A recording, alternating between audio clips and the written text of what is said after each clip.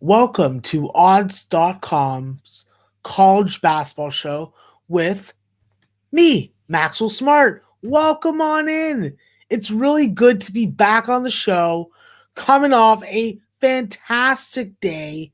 And of course, that meant lots of cupcakes and no banana ketchup combined, ingested by me. So if I could, I would go celebrate good times. All right. Well, hopefully the good times continue because now there is a show record of 192 wins, 150 losses, 56.14%, and 28.42 units of profit. Back above my high point for the season. And I want to keep going. I want to make my guy, Jimmy the Bag, proud. So I've chosen 8 games.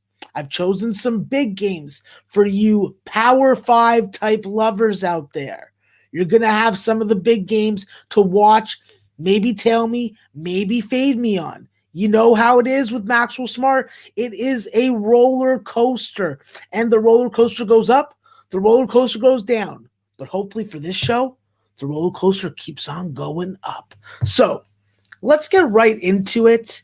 Let's not waste any more time. You know, I did enjoy some very nice bougie cupcakes, and I want some more because tonight, all I got are my Hostess cupcakes. And while they are adequate, they aren't mind-blowing. And I want my mind blown. So let's get into this. Let's find some winners. Let's take some of our bookies' money. And if you live in a city that has open adult entertainment facilities, go visit one for me, please. So we're going to start off the day early.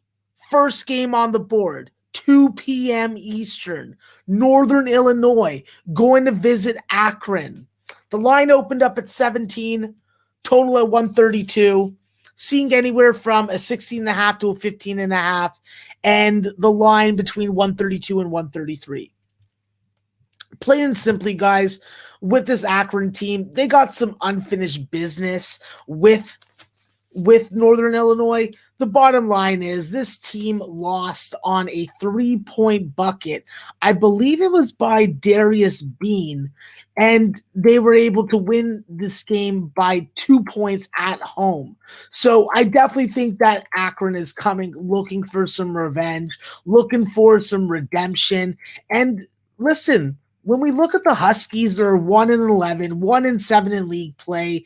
You know, they haven't won a game on the road this year. They're averaging under 60 points per game. They don't score 40% from the field.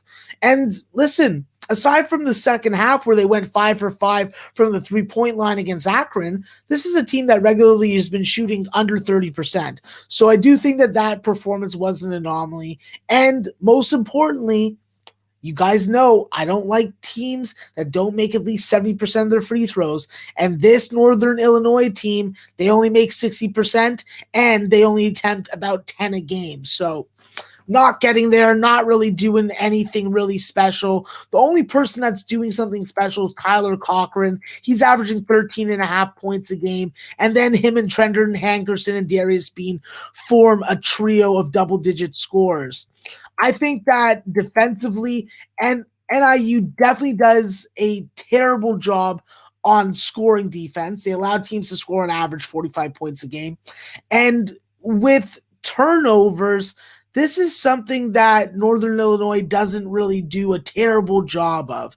They do cause about 11 turnovers a game, and they do take the ball away from you a couple times. So with Lauren Christian Jackson, it's going to be on him, who handles the ball, holds and runs the offense for pretty much the entire game without rest, to negate some of those advantages. When we look at Akron, obviously after leading for 27 minutes and then finding yourself down by 5 points, it is definitely kind of traumatic.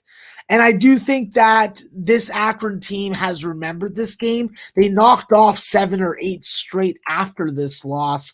And listen, they played bad defense off a timeout, and the defense freaking got exposed. I think that you're going to see a much better effort all around from this team. And this is a revenge situation, plain and simple. When you look at Enrique Freeman, this is a guy that was a walk-on. He's worked his way into the lineup, and now he's a very dominant, capable offensive rebounder and interior scorer. He's already averaging close to a double-double this year. He's doing a fantastic job of making the most of his opportunities, where he's shooting 75% from the field. If this guy goes off and you get him enough touches, you know what's going to happen. That number may slide a little, but he's still going to cash you tickets. I think when you look at this Akron game, it's a really simple formula. You limit second chance buckets, which is how you got beat in the first place. You take this game more seriously than you did because now you've lost and you're playing with revenge. And listen, 3-point defense. This is something that you don't regularly struggle with. And you allowed Northern Illinois, who's under 30% on the season and in conference, to go 5 for 5 in the second half. So if you could plug that hole, I definitely think that you're going to be able to get some revenge. There were lots of outliers from Northern Illinois, and that included 34 points from the bench. I don't think that you can expect that on a game-to-game basis, and I do expect it to more look like the Kent State game instead of a win. So if Akron can do a better job on the glass, and that starts with Enrique Freeman doing a better job on the glass, then this team is going to get out-rebounded 41-33. And in the end, they are going to show this development that they've put forward. This is a team that is more than Lauren Christian Jackson now. That's just the plain and simple truth. With Mike Wynn, the Wake Forest transfer, he can give you a couple 3-point buckets. He's going to crash the glass and do a good job boxing out defensively. And he's going to give you maybe a turnover. He's maybe going to get you a steal. That's the kind of guy and the experience that needed some time to mold and find its way into the rotation. Then Moishe Daly with his 3-point shot, his ability to give his teammates a good shot attempt in the second half in the last 5 minutes is critical. And he's a guard that crashes the offensive glass, which of course I like. And then the most important guy beside Lauren Christian Jackson is Brian Trimble. And Trimble's done a fantastic job. He's leading this team with 3-point makes. He's made 54 3-pointers already this year. And I think that the combination of these 3 guys now having their roles solidified, producing and developing all at the same time together, it's midway through February.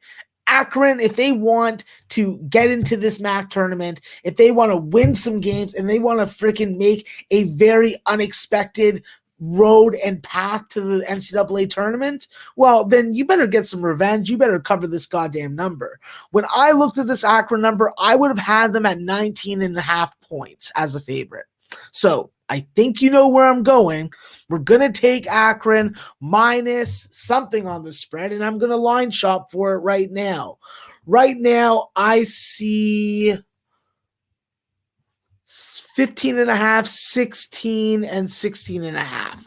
So obviously, I'm going to take the 15.5 at minus 110 available at Fox Bet. And let me just write that down. These are not lines that I'm betting because I have to use offshore books aside from Bet365. But for the show record purposes, we do use American U.S. legal books.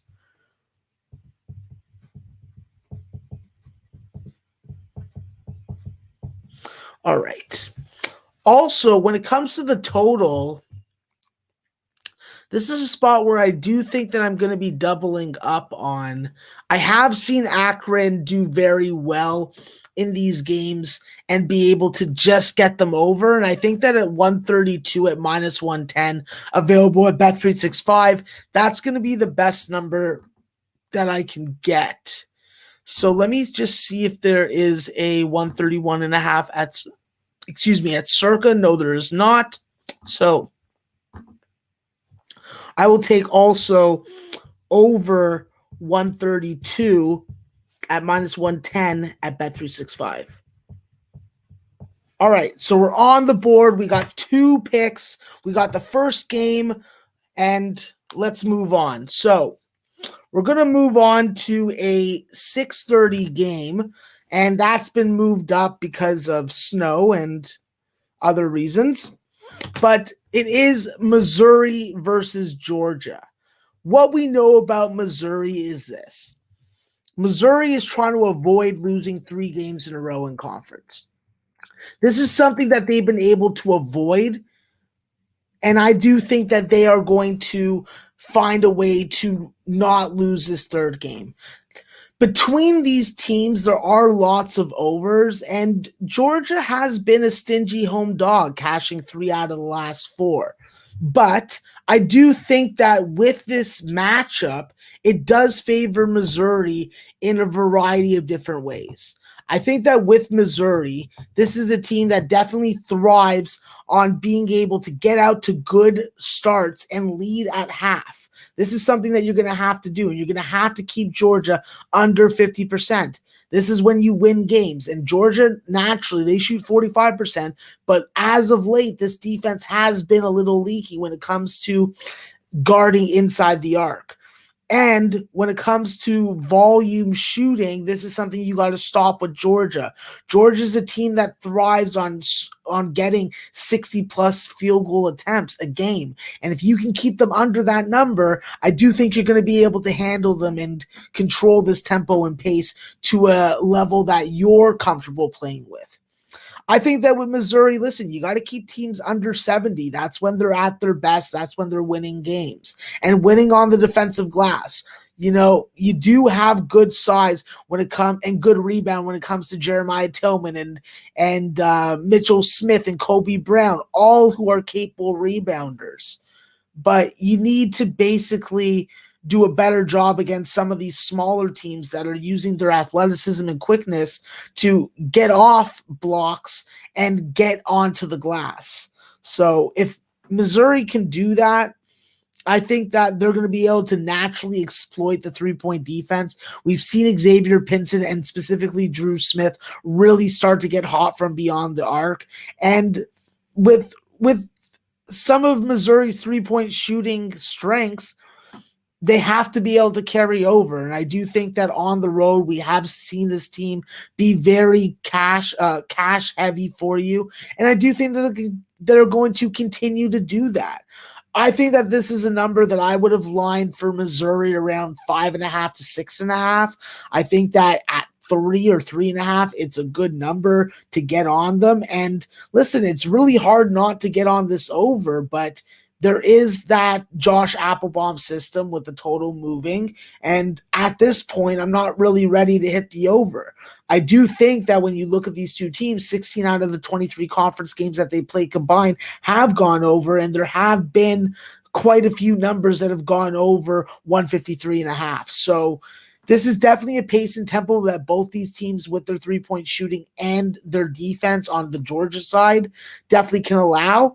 But I think that the combination of Xavier Pinson and Drew Smith leading your backcourt against the talent, I'll say, of Severe Wheeler, but he is undersized. And if you can move your feet fast enough to stay and cut off his lanes, you are usually able to keep him under wraps. I think that there's definitely some depth and some very quality players on this Georgia team. Justin Kier, the George Mason transfer, has done a really good job of acclimating to the SEC. And PJ Horn, even though he's undersized, he's been playing that small ball 5, and he's been able to score and give you some production. So I don't think this is going to be a walk in the park. But I do think that there is a formula for Missouri winning, and it starts with a good first half.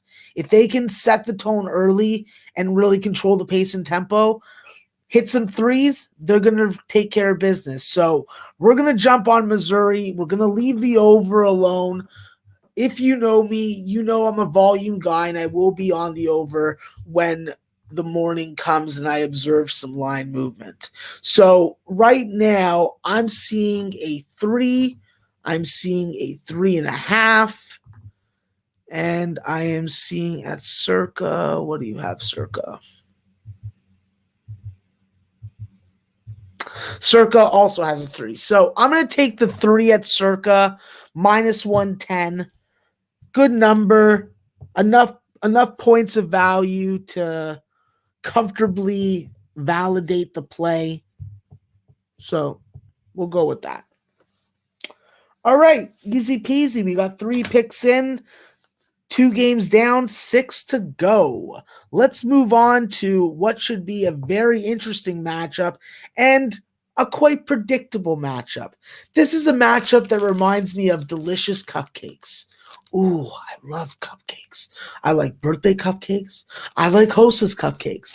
You know what else I like? I like UConn basketball. And that's where we're going. We're going to Gamble Pavilion, where my UConn Huskies are going to be playing those Providence skunk bag Friars.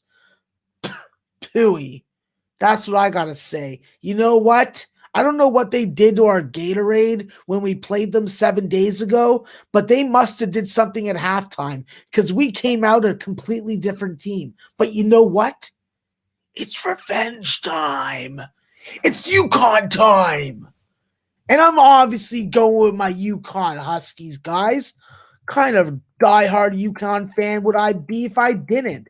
Last time I didn't, they ended up winning and beating someone named Butler. So I think that UConn will be out to avenge their 70-59 loss that they suffered at Alumni Hall. UConn has been historically very dominant against Providence at home, but UConn just rejoined the Big East. So that's a lot of old data that you could really just throw to the garbage. So toss that garbage out.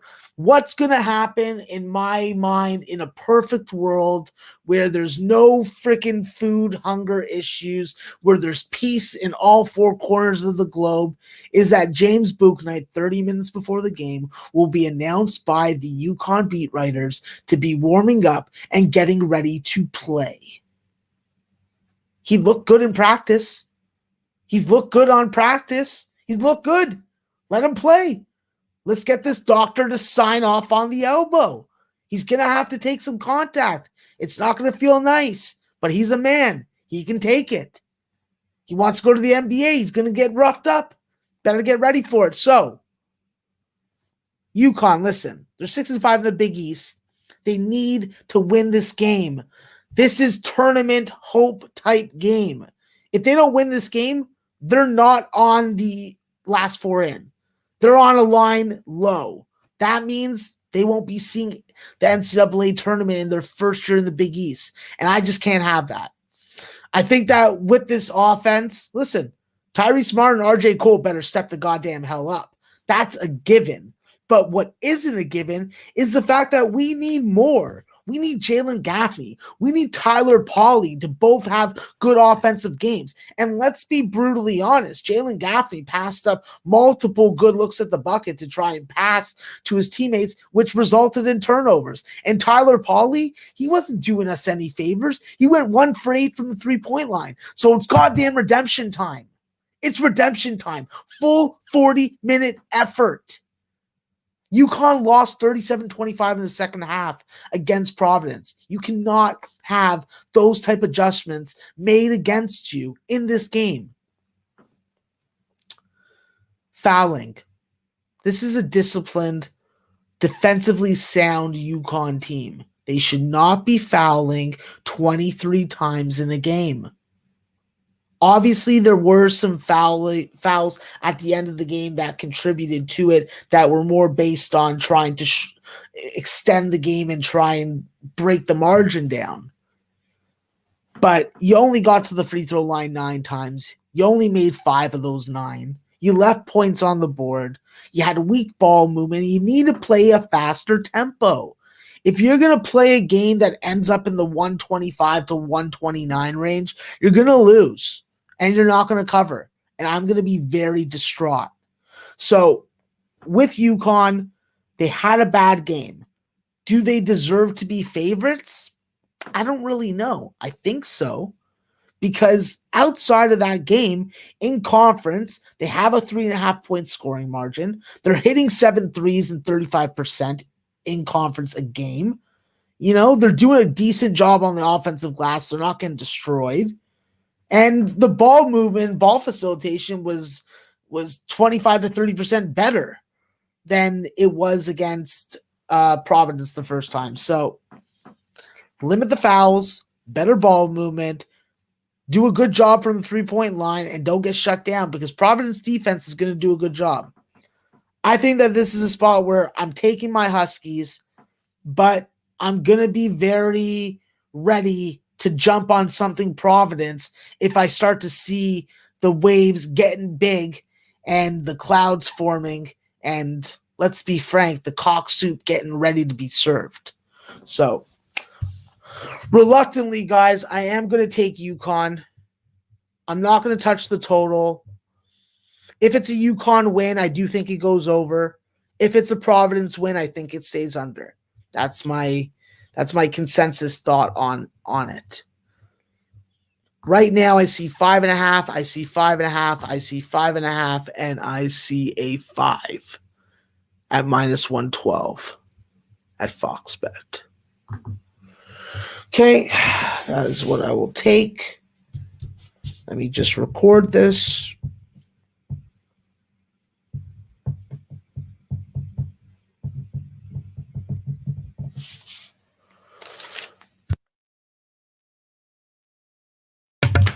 All right, and we're ready to move on. So, we've talked about some really nice games. We've talked about the first game on the board. Now we're ready to go to one of my favorite conferences, and hopefully this conference is going to be better to me than it was a couple days ago, and that is the Northeast Conference. So we're going to FDU, and we're going to go to St. Francis, Brooklyn. So with FDU, this is a team that was very hot and got stopped by an equally hot, capable offensive team in Wagner. I think that with FDU, this is a very important game because they are in 6th place in the conference and only top 4 teams make the Northeast Conference tournament. And there is a jam log there. In the wins, you've got definitely not what you expected mostly from Elijah Williams. In the 2 losses against Wagner, he was able to give you 19 and 10 in both games. So you're definitely seeing him get back to his form at the right time. And I think that with the emergence of Joe Munden, we've really seen the freshman guard be able to step in, and he plays at a big enough size that he can make some stuff happen. Listen, FDU is a very good first half team, and they've been cashing in the first half, so they're definitely someone that I'm interested in first half bets. But they did get stomped by Wagner in the paint and in general defensively. I don't think that St. Francis, Brooklyn, even with my fellow Canadian David Mullencott, is going to be able to do that kind of damage, but it is something to be aware of. Listen, FDU and Greg Herenda, what they want to do is they want to score 40. They want to drop threes in every half. And if they can do that and get that tempo, well, that's going to be problematic for St. Francis, because what we've seen St. Francis do, while they have played very up-tempo against teams that want to do the same, we have seen them capable, most recently against St. Francis, of keeping their games under 150. I think that this is a number that ordinarily I would be jumping all over the over, but it is at 161 to 159.5, so there is a variety of different numbers available. I think that with FDU, they need to get that same kind of production that they got in a losing effort from Elijah Williams. They need Brandon Powell and Joe Munden to be efficient and effective shooting the 3. And most importantly, their floor general, Jaleel Jenkins. Listen, there's something that coincides with FDU losses. Jaleel Jenkins has bad shooting games. In the game against Wagner, he shot 1 for 11, and guess what? They lost. So Jaleel's has got to find his shot, or simply put, this team does not win games. So they need a sweep for this top 4 spot, and they need to replicate that hot 3-point shooting that they've had in certain games, specifically the game against Wagner. They hit a franchise program record, forgot which words I was going to say. So I do think that FDU against St. Francis defense probably is a little more successful, but you're going to need everybody to come and have a good game, because otherwise this St. Francis team is definitely capable of winning games. Travis Atson, the Quinnipiac grad transfer, has led this team with 14.8 points per game. Chauncey Hawkins is back. You got the services of Unique McLean and Rob Higgins, who both can give you good production in any given game versus any given conference opponent. This team doesn't play very good defense. They're 10th in the conference in defense. So you are going to be able to score against them. And hopefully with FDU back in Hackensack, they're going to be able to do that. I think that with St. Francis, they're at 5-7, so they're a different position when it comes to conference standings. Maybe they're more looking to play the spoiler role. In any case, I'm taking FDU, and that's what we're doing. So FDU is available. I see a 3. I see a 3.5. What else do I see? Let me just line shop. Let me check Circa. I don't know if Circa will have this game. Oh, yes, they do. Okay. All right, so I'm going to take this 3. It's available at -113 at Rivers. That is a U.S. legal book that we are allowed to use on the show. The 3 cents juice I don't like, but I'm going to pay for as far as the show record. When it comes to the total, I'm seeing anywhere from 159.5 to 161.5. I would be inclined to take that over 159.5. You know what? I'm going to. We're going to also take the over 159.5 at Circa at -110. That's a 2-point difference from what BetMGM has. So I have to take that. Bet365 does not have the added board games up at this time. Let me just record this and we will move on to the next game, which of course is the other game in the NEC conference, and it's a top tier battle. This is going to be very good. This is popcorn, apple Danish kind of game that we're going to see tomorrow. So first off, with this game, this is going to be on the NEC front row, which you all can watch. This line opened at 4. You're seeing anywhere from 4 to 4.5, and the total opened at 125. And there is a range between 125 and 126. So you can get anywhere between 125 and 126, which is a good range. I think that when you look at Mount St. Mary and you look at Wagner, you have to approach it very simplistically. If you like Wagner, then you like Wagner to win games and you like Wagner to go over. If you like Mount St. Mary, then you're going to probably like Mount St. Mary to win games and go under. With Mount St. Mary, they're going to have their hands full defensively. With Elijah Ford coming back from injury and being really a bench OG, it is going to be hard to stop him. He can get to the bucket. He can get his second chance opportunities. He plays hard, and he's going to grab a loose ball rebound. He's going to make a play defensively that gets him out into transition.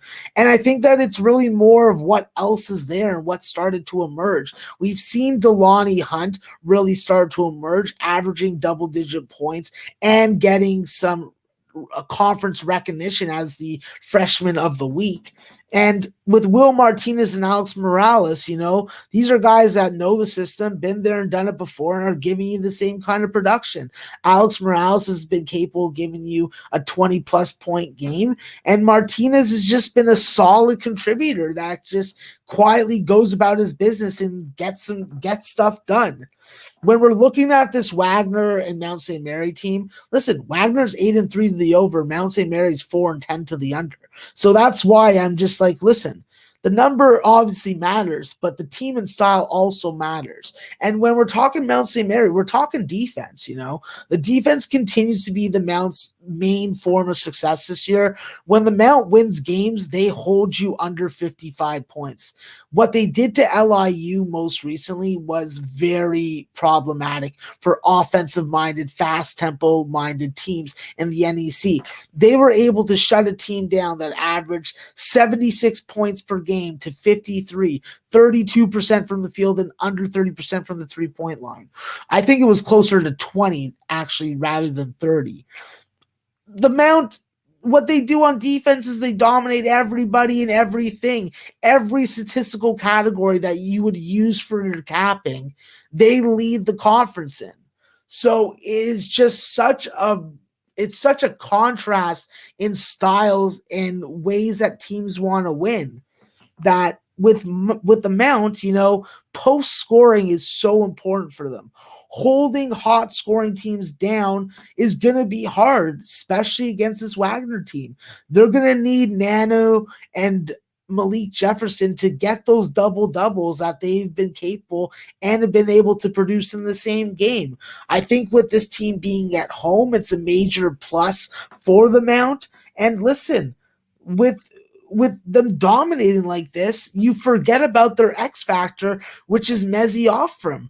A lot of attention goes to Damian Chong-Ki, but with Mezzi, this is a guy that has size. This is a guy that's versatile. He's not afraid to drive and get to the rim, and he can finish also, which is important. I think that there's definitely two ways of approaching it.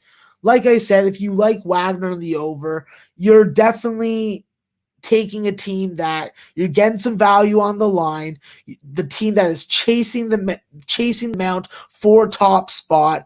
They got an emerging front court player in Jameer Fletcher, who at 6'7" and 230 pounds brings a lot of intangibles that can be very useful against the Mount's front court. And I think that with this Wagner team, you have to score in the paint. That's what you do best. That's the best way to beat on this Mount team. Establish your three-point shot early, because if you don't, you're probably not going to. This is a Mount St. Mary team that chases you off the three-point line, and if you're content on shooting contested shots, they had no problem on closing out and getting a freaking hand in your face. I think that if Wagner can have aggressive driving and volume free throw attempts while cutting down on the turnovers and controlling tempo, they're going to be able to win this game outright. Double and trapping Damian Chong-Ki is going to be key. And then on the Mount side, you got to limit foul trouble. You got to have a strong first half where you have about a 4 to 5 point advantage. And listen, defensively, if you want to keep this game under, you don't want to be allowing more than freaking 30 points in the first half to this Wagner team. And can you handle the ball pressure? With all this being said and all this information being given to you to process, maybe you need to take a break and have a cupcake. I need a little bit of apple juice. And I'll say this. In the first game, I'm definitely more inclined to take the dog. In the second game, I definitely probably will take the under. But I'm actually going to say squash that. Let's line shop and let's make a decision, because I am definitely struggling with this game. And it is definitely going to be a good spot. So I think that there's just a little too much value at 4.5 or 5 points to pass up Wagner. And that's what I'm going to do. I'm going to take Wagner. And because I'm taking Wagner, I'm going to take the over as well. I'm going to find the best number that I can get for it, and we will move on from there. So 4.5 minus 110 at BetMGM is going to be the best number on the spread. So plus 4.5, BetMGM minus 110. And as far as the total, it will take a very poor performance from Wagner and equally from the Mount to keep this number under. I will point out, though, they have played some of these games and they have kept these games under this number. So by more than a bucket. For show purposes, let's take this over 124.5. And that is available also at BetMGM. So thanks to BetMGM for the good numbers. And we will lock that in as well. So BetMGM over 125.5. And we move on. All right, so we have knocked out a couple games. We got a couple games more, and I look forward to breaking them down. So we've talked about 5 games, and we have 3 more to go. And listen, they're all big ones. They're all the juicy dogs, those homemade hamburgers with bacon and extra ketchup. Tomatoes. All right. Enough about food and enough about burgers because I don't have any burgers and I'm hungry. It's 12:12 on the East Coast right now, and I'm breaking down games for you guys. All right, so let's move on to the SEC. This is going to be a real interesting game, situational spot, and historical spot because when we look at Arkansas and Florida, these are 2 teams that are really coming and going in different directions. Arkansas obviously is a team that is on a hot stretch, has been dominating their opponents. And frankly, they've been doing a very nice job of it. They're very deep. They have lots of scoring. They do a very good job of winning at home. And a lot of 150-point plus overs. So this is an Arkansas team that has to win and get to the free throw line very often. They have to control the pace and tempo, and they have to win on the offensive glass. If they can't box out and a team is able to really take advantage of them in that aspect, that will really tell a lot.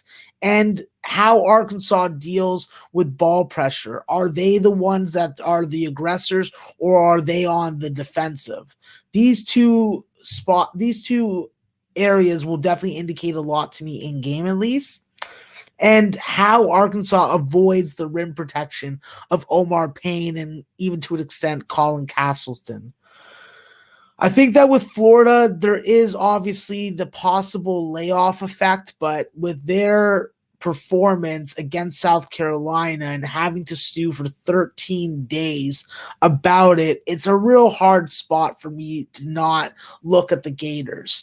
I think that before that South Carolina blemish, the team was on a 4-game winning streak and made it back into the top 25 for the first time since 2019. So it's not like they weren't on a roll. They had a hiccup, and then they had a 13-day layoff to think about it, to dwell on it, to obsess about it, to get angry about it, to get revenge ready about it. And listen, against Arkansas, they've dominated Arkansas. It doesn't matter who's coaching, doesn't matter who's on the floor, doesn't matter what style or tempo they're playing. Florida's been able to dominate. They're 7-4 in Fayetteville. I think that the snow coming down in Arkansas, I don't know if that really plays a factor. I think that they already traveled before the weather hit. So they're just doing what they're normally doing, isolating and staying in a hotel. I think that in the last 12 games overall, Arkansas has just had troubles. And I think that with Arkansas, you're coming off a really nice overtime win against Missouri. You're coming off a real hard-fought win against Kentucky. Maybe this is the day that you slip up, at this number with an opening at 3.5 and now being up to 5 and the total at 151 down to 150 or 149 and a half, it's like, you know? I think that with the bottom line with this Florida team is what they're going to get from some of their more seasoned players. Tyree Appleby, the Cleveland State transfer, he is a Arkansas guy. He's a local Arkansas guy. So he was having a really good stretch of games before the South Carolina game of double-digit scoring games and keeping the turnovers down. If he can have some better ball security, I think that him, Omar Payne, Colin Castleton, they're going to provide the scoring production and the punch that you need. The question is, are you going to get something from your bench? Scotty Lewis and Anthony Durgee, who is Florida's probably best all-around player, just hasn't brought the consistency and energy that you need to solidify your spot in the rotation. I think by the numbers, Florida has a first half advantage of at least 5 points in conference. So if they do get off to a good start, it is going to set well for the full game. And simply put, while Arkansas has been very high scoring, Florida's been more efficient and just as high scoring. So obviously I like the more efficient teams. I think that both these teams are going to try to bring better on defense. Both these teams thrive more towards unders at home. But I think Florida is going to be angry, looking to dish out some revenge. And by beating Arkansas, not only they can do something that they know how to do and they've done well, they can possibly get back into the top 25. I think that Arkansas definitely could win this game, but at this number, the value's with Florida. So I'm going to take Florida +5, and I'm also going to take the over in the game. So let's do a little line shopping. So 5 and 150, 5 and 150, 5 and 149 and a half. What else we got here? Well, I got a 4.5 there.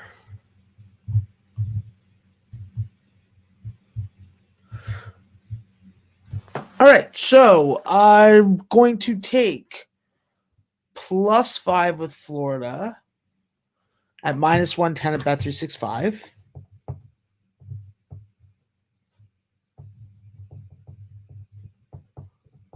And I'm going to take the over 149 and a half, -110 at Rivers. Okay, perfect. All right, let's move on. We have 2 more games to go, and we got a doozy. We got another doozy. Michigan State versus Purdue. Well, we know what happened last time these two teams played. It was a Purdue last-second shot that ended up helping prevail. I think that with this Purdue team, listen, they win at home. They play better at home. It's hard to deny it, but you can't have a tale of two halves. I think that with this Purdue team, last time, what happened? They had the slower scoring first half where I think they had under 20 points, and then they held Michigan State to under 24 in the second half. Listen, when it comes to the total, there's at opener, there was an 8-point adjustment. Now we're seeing 135, we're seeing 135 and a halves. So we're definitely seeing that move towards the over. But with Purdue, there was some stuff in that game that has shown itself over and over again in some Purdue games. One guy steps up and everybody else forgets. So with Trevion Williams, that was the case against Michigan State the first time, 26-9, not another player in double digits. And with Michigan State, they've been playing ugly offense and ugly basketball altogether, and games have been staying under 8 out of the last 10. But the number has never been posted this low. So a bit of a conundrum when it comes to the total.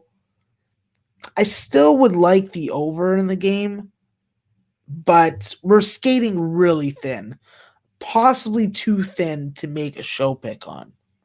So we're going to stick to the side on this game. And with Purdue, home cooking is the solution to get things right. We've seen this team struggle. We've seen this team lose in revenge situations. Maybe this is a spot that they can fix it. Michigan State, they haven't been making you money. They haven't been freaking making you money in conference, but they've been the favorite in a lot of those games. They're only 2-3 as a dog. So they are coming off a 30-point loss to Iowa. There are some situational factors that do favor Michigan State in this spot, but I can't take them. I think that if Purdue can keep Michigan State under 40% from the field, if they can keep them under 60 field goal attempts, if they can limit their fouling and crash the glass and box out on the other side, you may not have Rocket Watts, you may not have Foster Lawyer. While I'm not saying they're game-changing players, they do add layers to this Michigan State team in the backcourt. Otherwise, you're reliant on like Aaron Henry and Gabe Brown to handle the ball more than you're probably expecting. With Aaron Henry, he's coming off a 27-point performance against Nebraska. He's the only player in Division I averaging 14, 5 rebounds, 3+ assists, and 1+ block a game. Joey Hauser, he's giving you double digits. Thought he was going to do a lot more.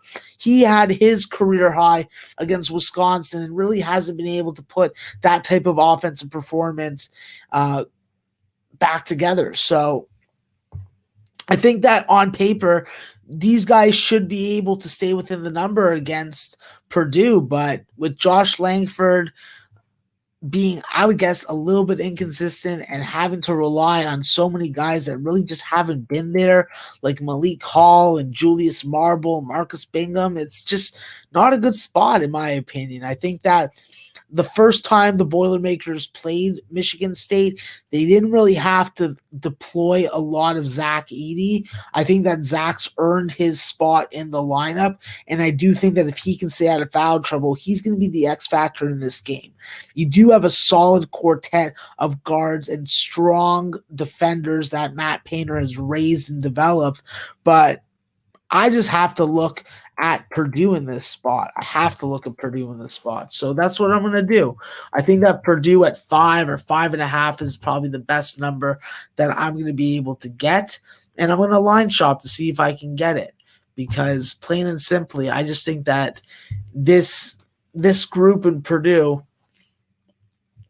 they need a get-right game. And being at home is the perfect opportunity versus Michigan State team.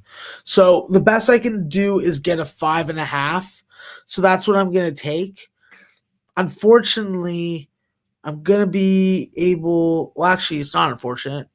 It's pretty fortunate that I'm not going to have to pay extra juice because I do see a 115, but I do see a -110 at good old Circa.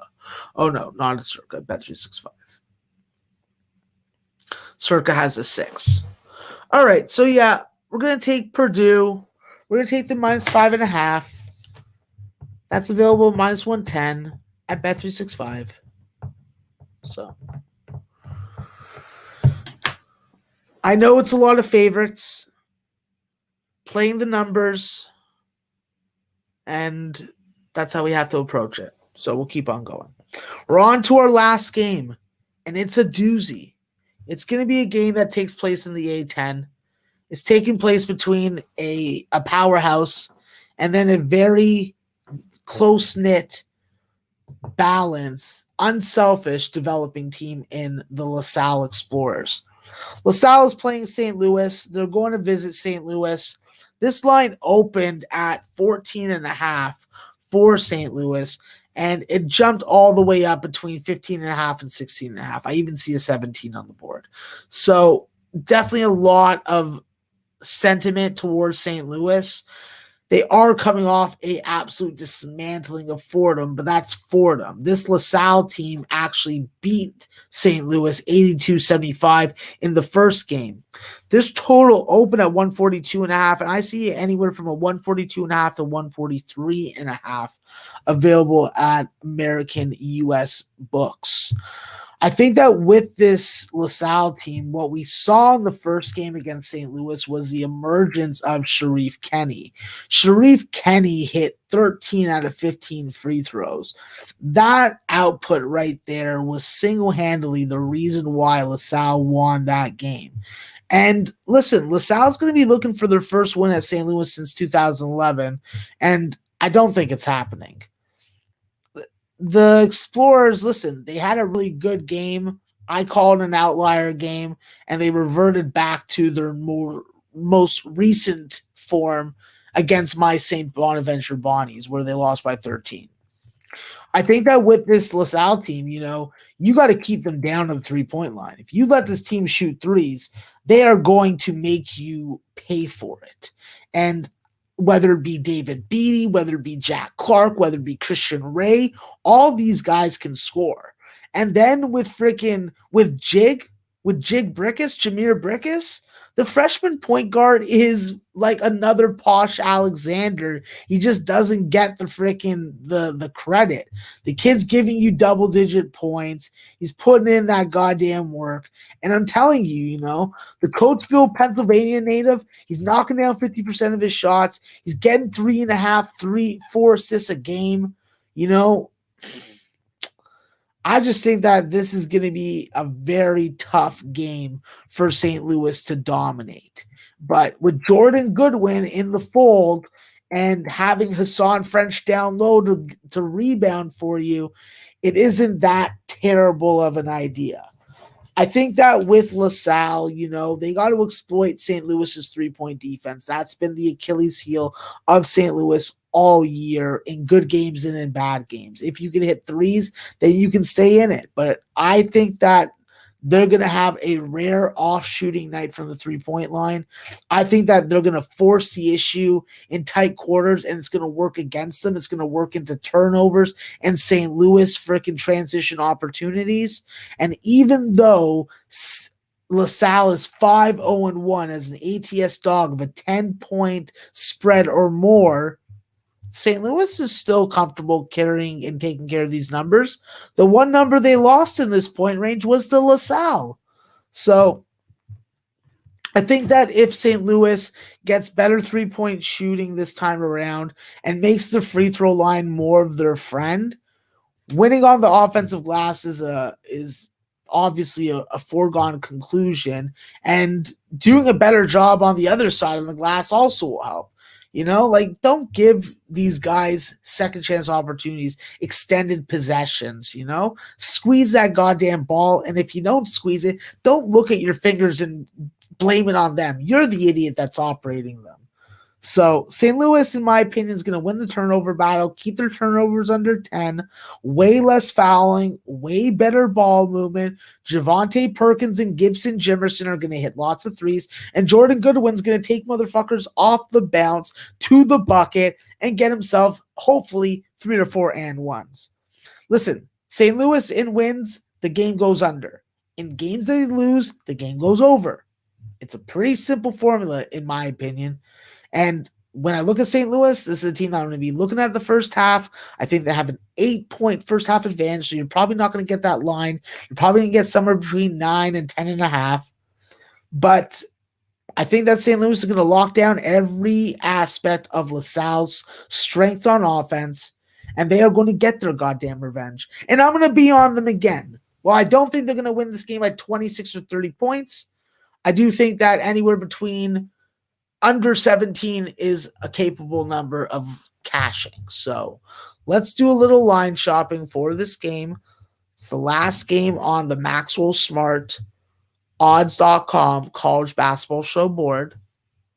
And let's see if I can find a 15 using American legal US books.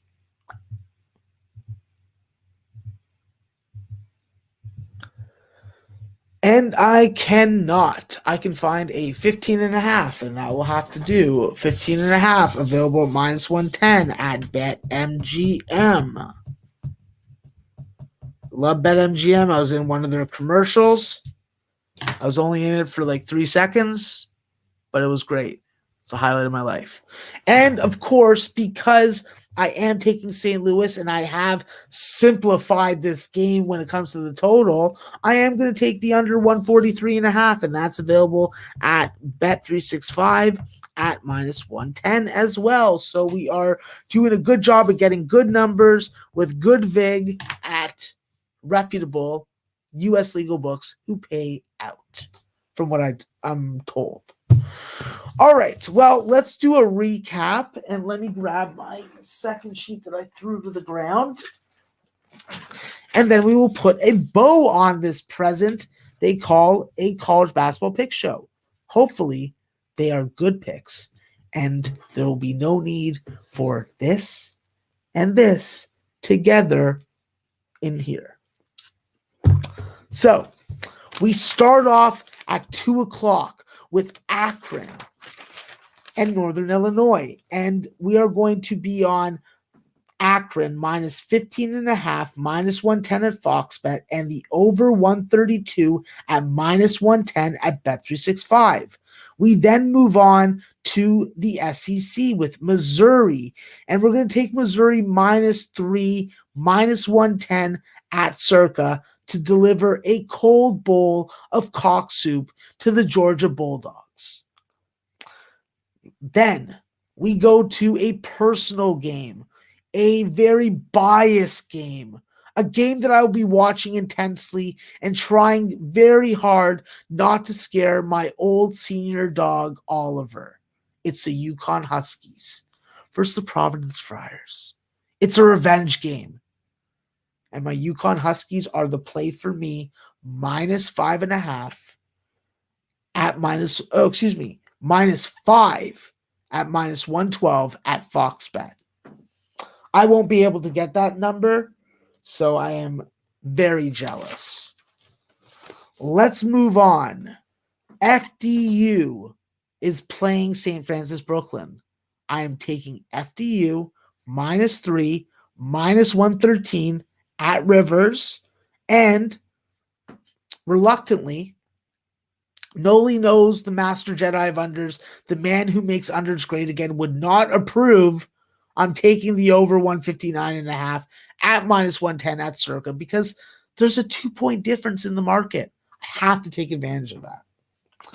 Next, we move on to Wagner and Mount St. Mary in the Northeast Conference, and I am going to be taking plus 4.5 with Wagner, available at minus 110 at BetMGM. And because I'm taking Wagner, the over correlates.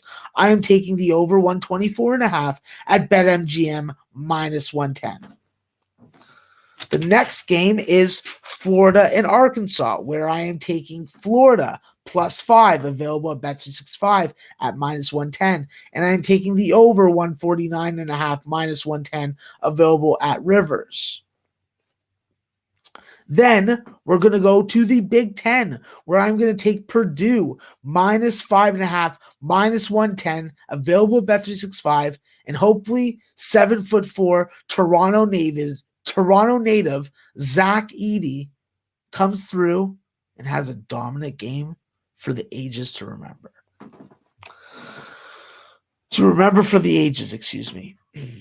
All right, and the last game is going to be LaSalle versus St. Louis. And I'm taking St. Louis in a revenge situation.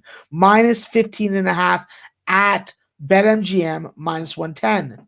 And then I am taking the under 143.5 minus 110, available at Bet365. Let me write that down. Well, that concludes another college basketball pick show brought to you by odds.com, featuring yours truly, Maxwell Smart. Hopefully I remain smart, I remain hot, and I am able to come back in 2 days and be very proud of my new show record. Listen, it's been a roller coaster, and I'm looking forward to it. So let's move on from there, and let's have a good night, and let's get some winners. Take care.